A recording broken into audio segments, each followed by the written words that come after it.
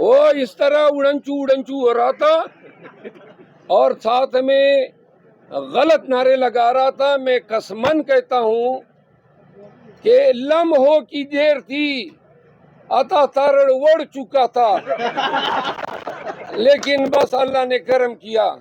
آئندہ یہ کر لے, اسمبلی میں اس طرح غلط کلمات نکالے تو انشاءاللہ پھر یہ اڑنچو نہیں ہوگا, ڈینچو ہوگا. قیادت کی کیا بات ہے جو میں نہیں سنتا ہوں؟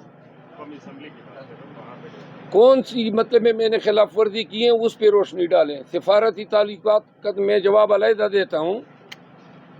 آپ کون سی بات کہہ رہے ہیں کہ میں نہیں سنتا ہوں, یا آپ الزام تراشی کر رہے ہیں؟ میں نہیں کر رہا سر. دو شوکاز بھی جاری ہو چکے ہیں سر. وہ کدھر گئے شوکاز؟ آپ تو نہیں جاری کریں گے. عوام کے مسائل کو آپ اسمبلی میں حل کریں گے یا ہفتے آپ احتجاج کریں گے؟ نہیں, اسمبلی میں تو مسائل حل نہیں ہوتے ہیں. اسمبلی میں تو مسائل پیدا ہوتے ہیں. یہ مسئلہ اسمبلی میں پیدا ہوا ہے. یہ جو اجنبی لوگ MNA بن کے بیٹھے ہیں, شہباز شریف صاحب جو ہیں حلف کے لیے اب اس نے شیروانی بھی اپنے ناپ کی سلوائی ہوگی اور پہن کے پھر حلف بھی اٹھائے گا. اسمبلی جو ہے وہ موجودہ وقت میں, اس دن اسپیکر کہہ رہا تھا کہ پاکستان کا طاقتور ترین ایوان ہے. اس طاقتور ترین ایوان کی آپ حالت زار دیکھ لیں. میں اس کا ممبر ہوں, کل نہیں پرسوں پنڈی کی پولیس دن دہاڑے غنڈوں کی طرح سڑک پہ میری گاڑی کا راستہ روک کے کھڑی ہو گئی, بندوقیں اتار لائی. اب کیا جرم ہے میرا, سڑک پہ نہیں جا سکتا ہوں؟ یعنی کہ آپ سوچیں نا. اور پھر جب میں نکلنے لگا تو گاڑی کو ٹکر بھی مار دی. حضرات, جب کوئی ظلم کرتا ہے نا تو ظالم کے آگے کوئی نرمی سے بات نہیں کرتا ہے.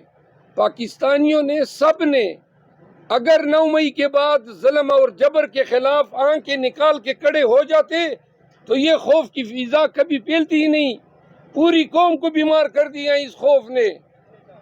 پوری قوم کو انہوں نے جو ہے ڈر اور خوف میں مبتلا کر کے نفسیاتی مریض بنا دیا ہے. ہمارا فرض ہے, آپ کا فرض ہے کہ ہم اپنے بیانات سے, اپنے اقتباسات سے, کوٹیشن سے, اشعار سے قوم کی سائیکولوجیکل تھراپی کریں. یقین کریں ان کو سالوں لگیں گے اس خوف کی فضا سے نکلنے میں. آپ نے سفارتی تعلقات کی بات کی.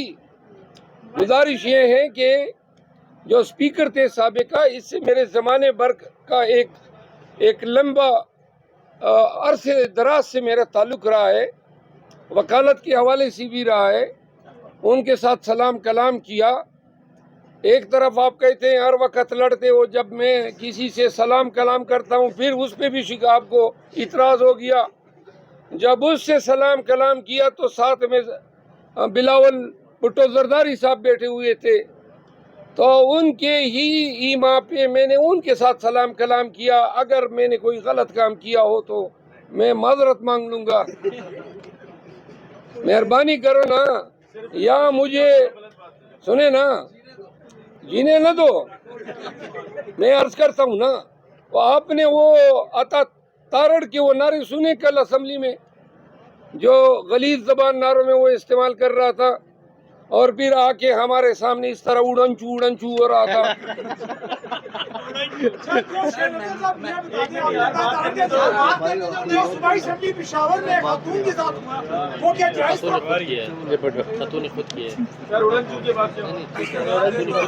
سنے نا جی, وہ اس طرح اڑنچو ہو رہا تھا اور ساتھ میں غلط نعرے لگا رہا تھا. میں قسمن کہتا ہوں کہ لمحوں کی دیر تھی, عطا تارڑ اڑ چکا تھا, لیکن بس اللہ نے کرم کیا.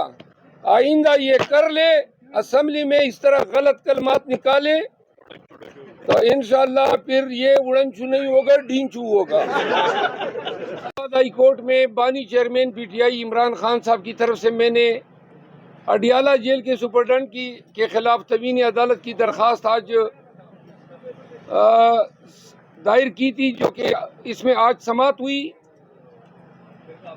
10 अयाम कबल इस्लामाबाद हाई कोर्ट के जज साहब मोहतरम सरदार इजाज इसाक खान ने ये हुक्म जारी किया था कि इमरान खान के साथ जब भी उनके कानूनी टीम की मुलाकात होगी तो जेल हुकाम की तरफ से कोई भी 2 नाजिलशुदा फरिश्ते जो उनके 2 मातात अलकार होते हैं, एक हमारी जानिब बैठ जाता है, एक खान साहब की जानिब, और हमारी तमाम गुफ्तगू वो समात या सुनता है।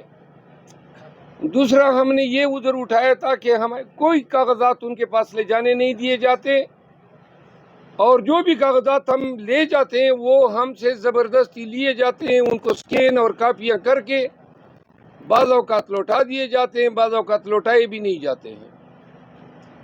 तो तीसरी उसमें पिटीशन में ये हमारी इस्तदा थी कि पीटीआई के चंद मुंतखब MNAs और MPs मिलना चाहते हैं, तो जज साहब ने मुलाकात की भी इजाज़त दी, स्टेशनरी ले जाने की इजाज़त दी, और सख्ती से ममानियत की कि खान साहब के साथ लीगल टीम की मीटिंग को कोई जो है नहीं सुनेगा और इतने फासले पे रहेगा कि कन्वर्सेशन उसको सुनाई न दे।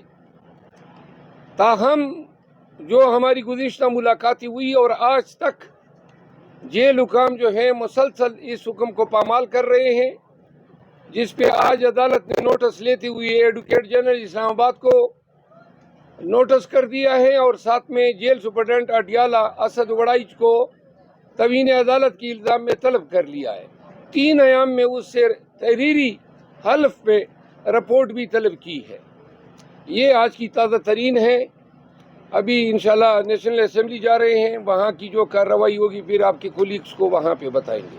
मरवत साहब, हर इंसान के साथ 2 फरिश्ते होते हैं। आप कह रहे हैं 2 फरिश्ते होते हैं वहाँ पर, हर इंसान के साथ 2 फरिश्ते होते हैं, वो ज़रूरी नहीं है कि उनका होना। और दूसरा ये बताएं सर कि नेशनल असेंबली जा रहे हैं, कल भी वहाँ पर झगड़े वाला माहौल बना, आपका फार्म हाउस भी गिरा, घर में भी छापा पड़ा। लगता नहीं है आपको कि थोड़ा सा ठंडे मिजाज से काम लेना चाहिए ताकि आपको भी नुकसान ना हो? नुकसान तो अब इतने हो गए हैं कि अब नुकसान ही नहीं रहा। अब तो हमारे ज़हन में कोई भी नुकसान कोई हैसियत ही नहीं रखता है, हम आदी हो गए हैं। अलबत्ता मैं कभी भी आप अपने साथ कन्वर्सेशन में देख लें, आप दोस्तों के साथ हमेशा, साफियों के साथ, आम लोगों के साथ हम बड़े ही मोतदिल मिजाज रहते हैं, लेकिन ज़ुल्म और जबर के ख़िलाफ़ खामोश रहना या मोतदिल मिजाज रहना ये भी एक जुर्म है। एग्रेशन जो इंसानी हकूक़ के ख़िलाफ़ हो रही है, हम आप लोगों की आवाज़ हैं, हम पाकिस्तानियों की आवाज़ है। आपके लिए, पाकिस्तानियों के हक़ के लिए हमने इस जबर के माहौल में पूरे तमतराक के साथ आवाज़ उठाया हुआ है।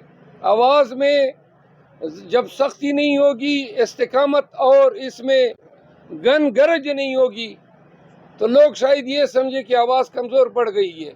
सिर्फ जाबिर के ख़िलाफ़, जालिम के ख़िलाफ़ और ताकतवर के ख़िलाफ़ जो है आपको हमारी आवाज़ में गन गरज सुनाई देगी।